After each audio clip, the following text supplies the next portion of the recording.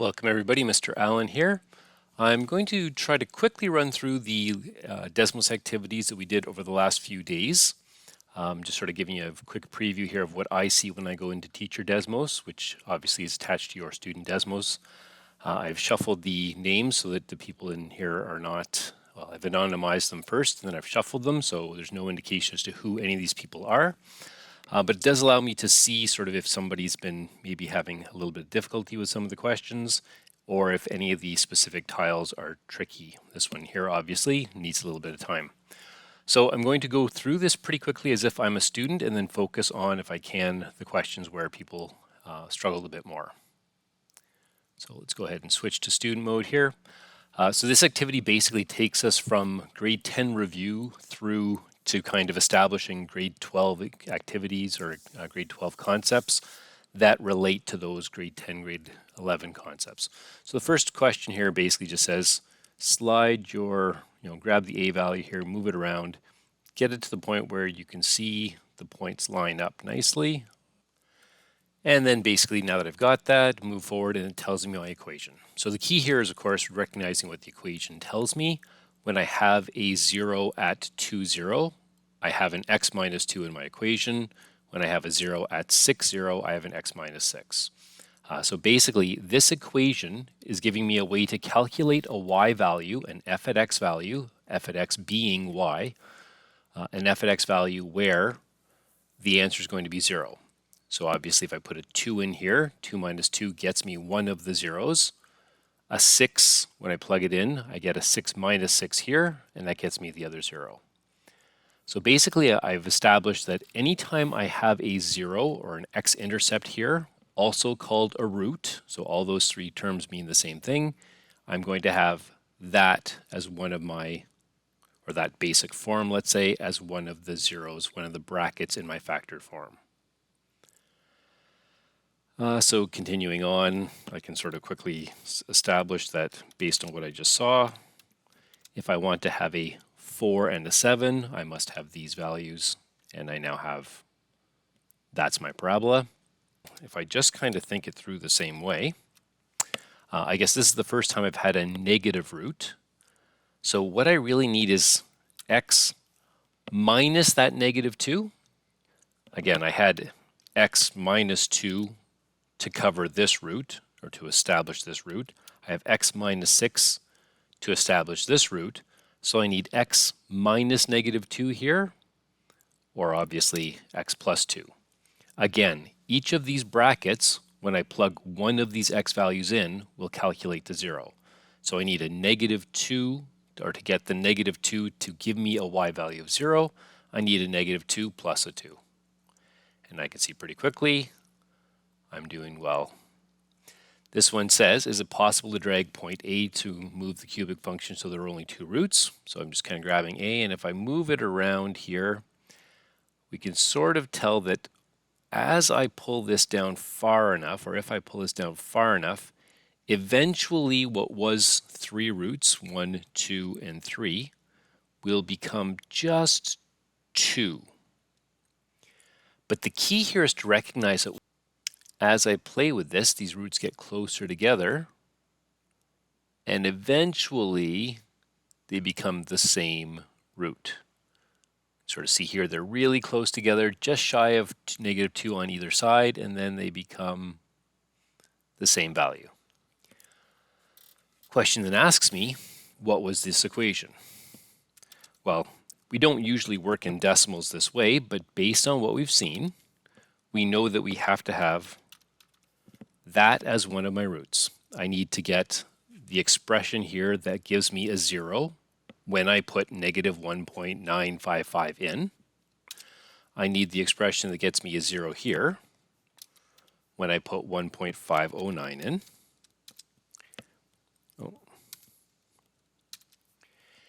But if I submit that, of course, I have a parabola. I have two expressions, two roots, exactly as I did before. Well, the key, again, here was to recognize that just before these became a common root, or just before these, what were 2 points became 1 here, I did have 2 separate points. It would have been x minus 1.9 and x minus 2.1, or sorry, x plus 1.9 and x plus 2.1. So that means, sort of the leap of faith here is to recognize that those 2 points became 1. So really, I have a double root. It's one root, but it's a double root in that location. And when I look at that, it actually makes some sense to me. The basic shape at that location is parabolic. It's kind of like a parabola by itself. If I took out the other part of the equation, I would have a parabola at that point. When I put that in, I still have kind of a parabola at that point, but I have more things that are sort of pulling that parabola off its basic shape. And so when I look at an expression here, I can see that I have only 2 roots. My graph does go 1, 2, 3 directions. It has the same basic shape as this cubic did back here, which had 3 roots. And so I now establish that, well, if I'm going to have the 3 directions of my graph, a cubic shape, I need to have an exponent of 3 on my x. And in this specific root, I do need to have a square because it's going to be parabolic at that location. Is it possible to drag point A to move the cubic so it has no roots? Okay, so pretty clear. I'm grabbing A and I'm trying to move it up or down. The question is, can I ever get it to the point where it has no roots? Well, because of the shape, sort of starting down here, coming up, going back down, and then going up, if we could see this bigger on a bigger graph, we'd see that this line continues to go up forever. This line continues to go down forever. And so there is no way to avoid hitting the x-axis in at least one point. And so here I can see, again, every equation will have the same roots at -4 and +4. My red equation is now here. Clearly not quite what I wanted. I wanted my red y-intercept to be all the way up here. Well, I realized then, of course, oh yes, from last slide, I will have to have a negative out front. And now I should be, oh no, that's not going to be good enough. That will actually be my solution to the green. So that's kind of nice that I happened to luck out and get one of the answers here. But the green equation gets me a y-intercept of 16. For the red equation, I want a y-intercept of 80. And so just thinking about it, 80 divided by 16 is 5. So I simply need to multiply my red equation by 5, again, with the negative out front that was already kind of there, to get it to go up 5 times higher or 5 times faster in every location.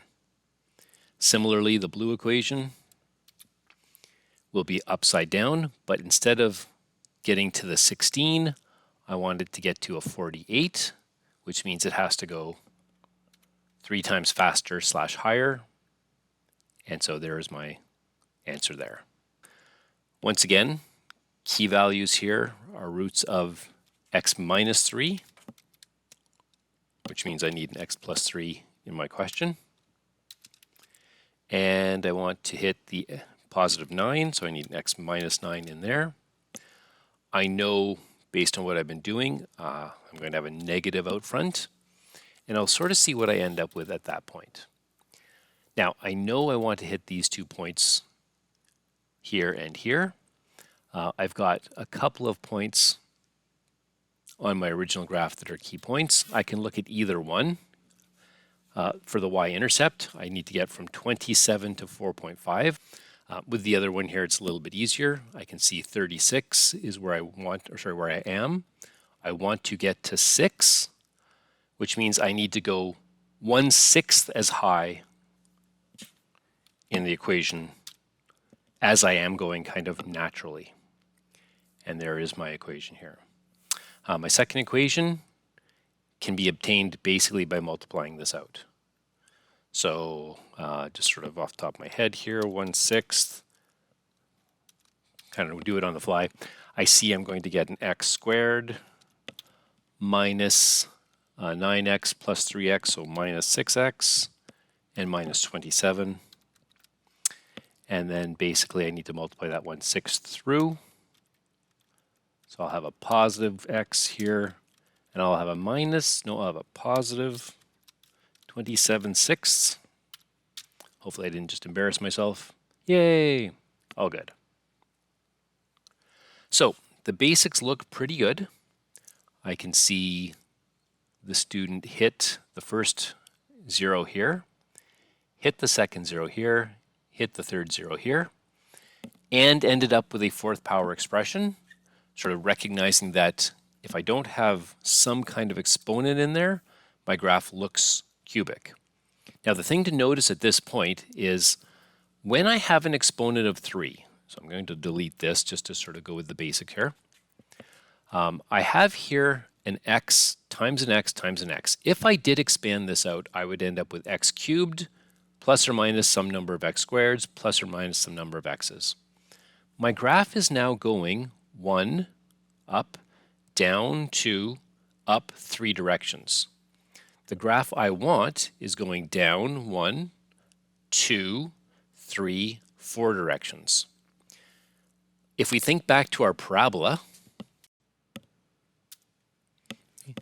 so the basic shape of a parabola, anytime we have just x squared, is down and up, or if it's negative out front, up then down. So hopefully at this point we've recognized that the number of directions my graph is able to go is based on the number of x's being multiplied, so the degree of the function. It's a term that we may have seen this year already. If not, we're kind of going to see it today. The degree of the function is the number of the highest exponent when it's expanded into standard form. So again, here I've got 3 directions. My exponent is a 3. I do need a 4th direction. But of course, the key is to determine where the 4th direction is going to go, or where it's going to come from. I have these zeros and no other zeros, so I can't have another bracket. That means that one of these brackets will need an exponent of 2. And specifically here, because this area, I can't actually draw on here, but because this 0 right here is parabolic, this is where the 0 is going to have an exponent of 2. So it's the x minus 1 that needs the exponent of 2, and now my graph is a match. So here's my thinking. I need an x plus 4 to hit that point. I need an x, looks like minus 1 to hit that point. Again, the values that I'm using are the values that when this x is plugged in will come to 0. So 1 minus 1 is 0. That's why it's in there. I need an 8 or an x minus 8. And once again, oh rats, I have a cubic function right now. I need to have a square somewhere. Oh, looks right here is where it's parabolic. Now again, if you sort of still haven't seen it, this graph, the graph at this point goes straight through the negative 4. So it's kind of linear here, exponent 1. Here it hits and bounces up. It's exponent 2. It's semi-parabolic. It's sort of parabolic here. And then the graph kind of goes through the point here, or does go through the point here. So it's going to be linear here. So the x minus 1, once again, gets the square. But obviously the rest of my graph does not match up very nicely. I recognized, of course, right away, as soon as I drew it, all these positive values should be negative. All this area that I want to be positive right now is negative for me. This means that my graph needs to flip. And then I'll need to determine some key points that I can establish, or that can help me establish what value I'll need to multiply here.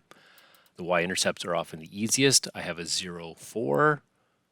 I'm actually at 32, but I want to be at 4. So 32 divided by 8 gets me that 4. That means my graph is going to have a 1/8 out front. So this one, again, little confused. If we sort of take a look at where we need to hit, a lot of the same numbers as last time. We need to hit that negative 4. So we do need an x plus 4. We need to get the -2. We need to hit the -2. That will be this x plus 2. So looks like we've recognized that, got that figured out.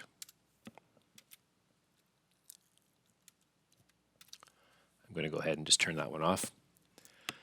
I need to then come back down here through the +3. So I need an x minus 3. Oh, and that actually shows something that I meant to point out, and I'm not sure if I did. Desmos doesn't recognize capital X as being the same as small x. So if you're using Desmos, you must always make it a small letter x. And then once again, I need that x minus 5 on the end. My basic shape is there now. My graph is starting down, coming up, so I don't need to worry about flipping it. The negatives are negative, the positives are positive. But as was the case in many other cases, I've got a point that I'm hitting that is not the point I want. So I can look at these ones and say, ugh, these aren't really very nice. If I look, oh goodness, that is nice.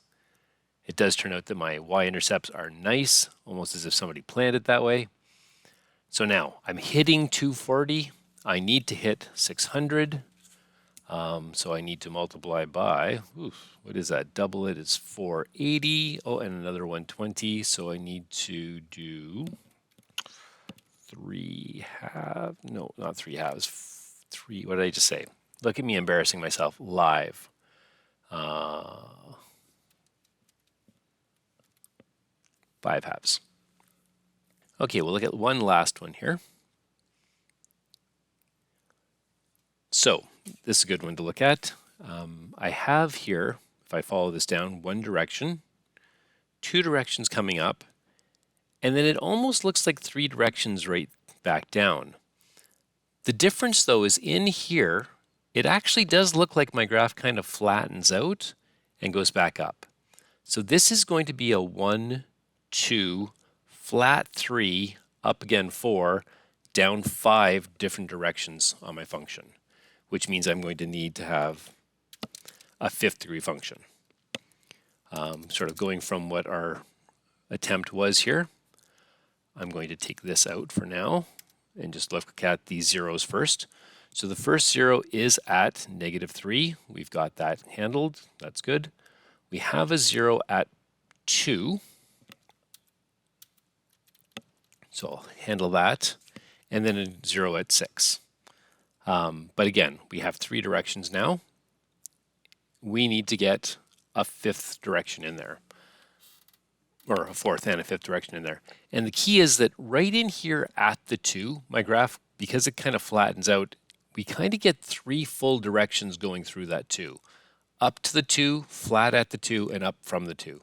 So it is cubic all by itself in that one spot. After that, flip it over, and we can start to see that the graph is looking good. And now again, my y-intercepts, and it doesn't always have to be the y-intercept, but sometimes when somebody's creating the graphs, it's easiest to line up the y-intercept. I could look at any point. If this point and this point were nice numbers, I could use them for sure. But again, here, the y-intercepts are the nicest ones. Anywhere else where I could see kind of key points, I could line them up and determine what the a value out front should be. Here I'm looking at 144, and I need to get to 648. If I divide these two values, I see 4.5, which would be more appropriately written as 9 halves, although 4.5 obviously is perfectly valid as well. So I'm going to stop there. Hopefully, if you did run into some problems, this may have helped clear some of those up.